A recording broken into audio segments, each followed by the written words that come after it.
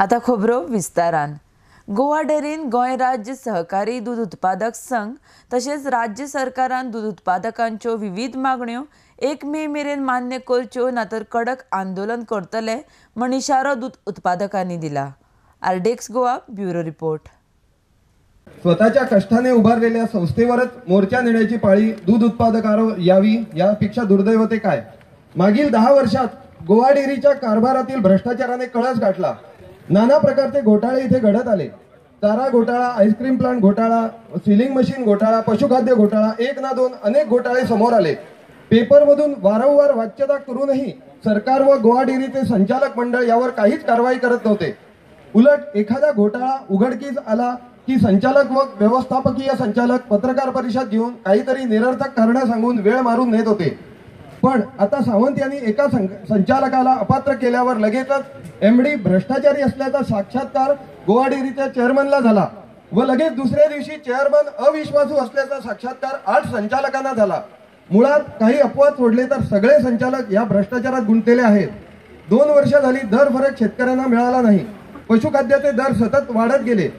दुधाच्या विक्रीचा दर वाढला पण शेतकऱ्यांच्या खरेदीचा दर जो 1 एप्रिल 2017 रोजी वाढणार होता तो 1 वर्ष झाला तरी तसाच आहे। भरमसाठ अनावश्यक पगार देऊन कामगार भरती करून घेतली, त्यांना गलेलट्टा पगार दिला आणि पहाटे उठून गोठ्यात राबणाऱ्या दूध उत्पादकांना साधा दर फरकही मिळू नये इतरांच्या गाई म्हशीचे दूध आपल्या नावावर घालून संस्थाचे चेअरमन म्हणून निवडून आलेले हे लोक आज संचालक म्हणून वावरत आहेत। त्यांना दूध उत्पादकांच्या प्रश्नाचे काहीच सोयरसूतक राहिलेले नाही। गाईचे तोंड शेतकऱ्यांच्या ताब्यात आणि गाईची ओटी मात्र यांच्या ताब्यात ठेवली। आईस्क्रीम आणि फ्लेवर्ड बिल आपल्या घरच्या कार्यक्रमाला नेऊन संस्था लुटून स्वस्त केली। पांढरे कपडे घालून वावरणाऱ्यांचे काळीज मात्र काळे असल्याचे पुरावे समोर येत आहेत। या भ्रष्टाचाराला कंटाळून शेतकरी सुमूल संस्थेकडे वळले तरीही यांना काही देणं घेणं नाही। स्पर्धक दारात येऊन पोचला तरी चेअरमन त्यांची खिल्ली उडवण्यात मशगूल।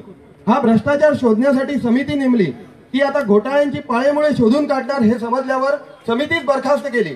शेतकऱ्यांनी आपल्या घामा कष्टावर उभारलेल्या संस्थेचे या लुटारांनी लचके तोडले। पशुखाद्य कारखाना नुकसानीत दाखवायचा व दुधावरचा फायदा गिळून शेतकऱ्यांच्या तोंडाला पानं पुसली। गोरगरीब शेतकऱ्यांच्या शिव्या शपांना घाबरून तरी हे थांबायला हवं होतं, पण हे मुर्दाड संचालक सगळ्याच्या पार पुढे पोहोचले आहेत।